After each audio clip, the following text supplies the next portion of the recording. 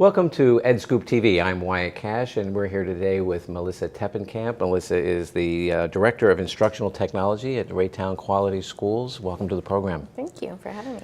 Let's start first by having you describe briefly the number of students and staff you support and the staff that you have to work with to support all of them. Great. Raytown has approximately 9,000 students. We have about 1,400 staff and 22 buildings, and I have a staff of 31 to support our district. So a pretty good sized technology. That is, and I'm sure they're all very busy supporting them. Very, very busy, and some days it seems like I need a lot more. I'm sure. Well, first, tell me a little bit about some of the major education technology priorities that you're looking at in the upcoming school year and maybe the years immediately following. We continue to focus on student data privacy. That's been a big initiative for us over the past few years, and is always a top priority as we move through with our other initiatives, which is to expand our one-to-one program. Right now we're one-to-one 2 through 10th grade, and next year we'll be 11th, and then finally the last year we'll expand out and we'll have our full one-to-one all the way up through our 12th grade. And then we're moving more to online resources, and as we do that, student data privacy again is a priority and a consideration for us. But just really looking at what resources are out there for us to align with our curriculum.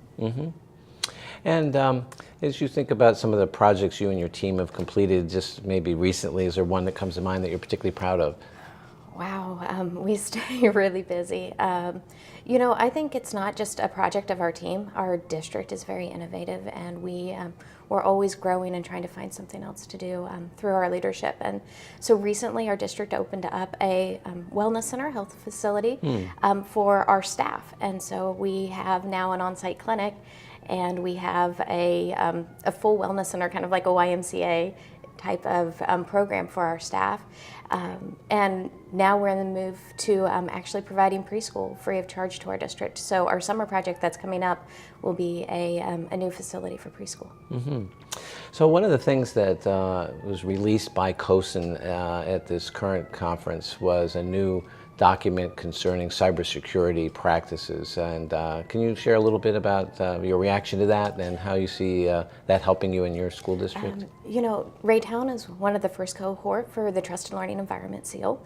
And so data security, student privacy is really a big initiative for us. And the release of those toolkits and that information to help districts really create that safe environment is very important. That guidance and how we apply that to what we do every day is essential for us to be able to keep our students' data safe. And so those resources are very valuable to us as a community. And can you share a little insight on what it took to get that seal? A lot of work. I often tell folks to go slow, to go fast, and we built our program, we started building that years ago, and really wanted to have a cultural change and not just a policy change for data privacy. So staff training, a lot of attention to every contract, every resource we adopt, making sure that the entire district leadership is in support of the Trusted Learning Environment Initiative, the student data privacy, because what we don't want to have is somebody say, well, we really need that resource, so just make it work. We need to make sure that everything that we're doing is centered and is aligned to that value of ensuring that our students' data is safe. And another document or resource that came out had to do with the cloud and helping schools really evaluate what they need to do. Have you had a chance to review that, and how do you see that applying to your resource needs at your district?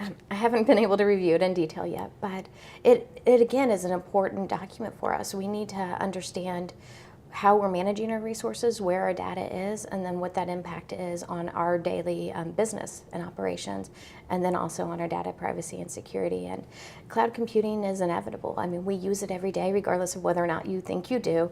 We're using it in education, and we're going to continue to grow in the use of it. And so understanding what that means to us, the value to us, but also the risks we take and how to mitigate those risks are very important for us to be able to make the right decisions for our district.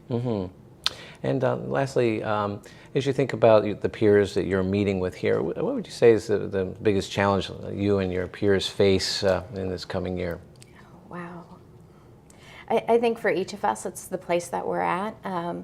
Data privacy, cloud computing, the moving of our resources, our dependency on our partners, our vendors, is becoming a large conversation for us on how do we ensure that that we're making the right decisions, that we're moving in the right direction.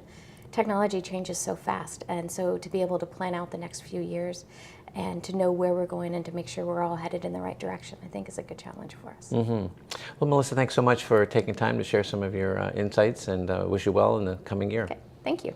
Great. Thanks for watching. I'm Wyatt Kash with EdScoop TV.